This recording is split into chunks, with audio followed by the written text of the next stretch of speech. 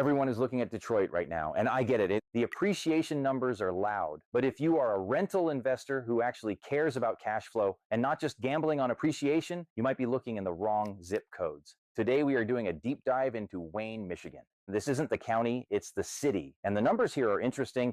Since 2017, property values are up over 100%. Rents are up 50%. But unlike the hotspots like Royal Oak or Ferndale, where you're paying $300,000 for a shoebox, you can still find deals here for under $100,000. So what's the catch? Is it a war zone? Is it a ghost town? The answer is neither. It's a solid C+ market that acts like a B. I'm Drew from Logical Property Management, and we manage properties all over Metro Detroit. We live here. We know these streets. And today, I'm going to break down the city of Wayne. We'll cover the Route 12 divide, the crime maps you need to see, and exactly who your tenants will be. Let's get into it. First, geography. Wayne is what we call an outer ring suburb. It is located exactly halfway between Detroit and Ann Arbor. This is huge for your tenant pool. You aren't just relying on the Detroit job market. You're pulling commuters who work in Ann Arbor, where rents are astronomical, but want a cheaper place to live. It's a 30-minute drive either way. The city itself feels like a big town.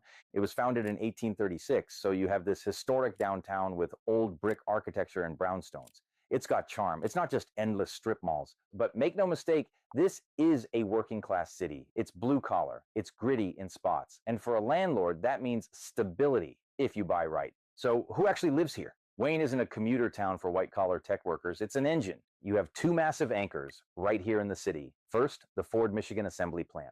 They build the Bronco and the Ranger here. That's 3,500 plus jobs. Second, you have Visteon. That's another 10,000 employees globally with a massive HQ right next door. Why does this matter to you? Because when we screen tenants in Wayne, we aren't seeing gig economy workers with unstable income. We see UAW members. We see plant supervisors. We see logistics workers. The average household income here is about $54,000. Since the average rent is around $1,200, that puts the rent to income ratio at 3.8x. That is a very healthy number. It means your tenants can actually afford to live here.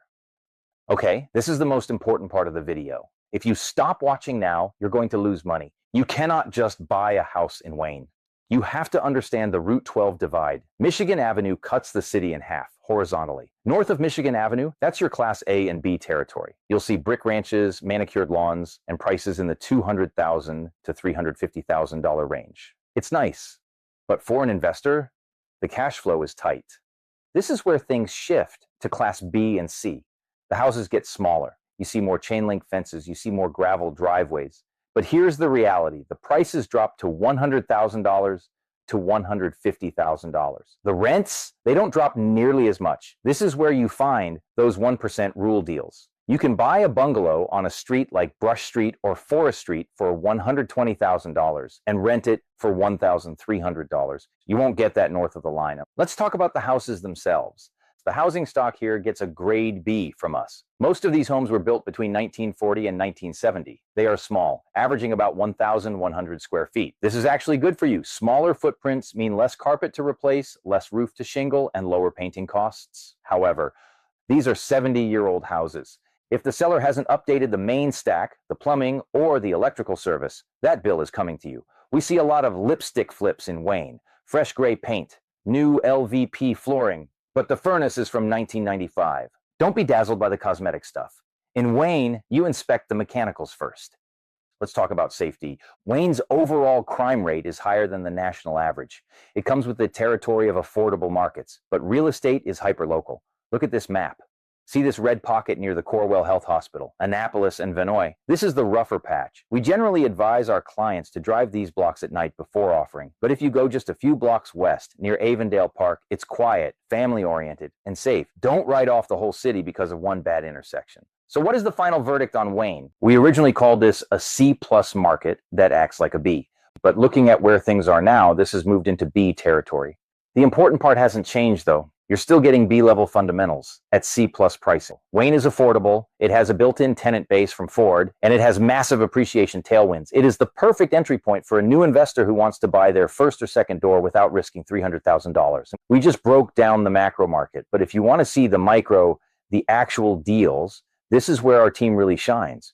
Are you looking to buy an investment property in Metro Detroit? Give us a call. At Logical Property Management, we believe in being proactive, not reactive. While many in this industry struggle with systems, we've gone the other way, investing in the data, the tech, and the meticulous documentation you need to make confident decisions.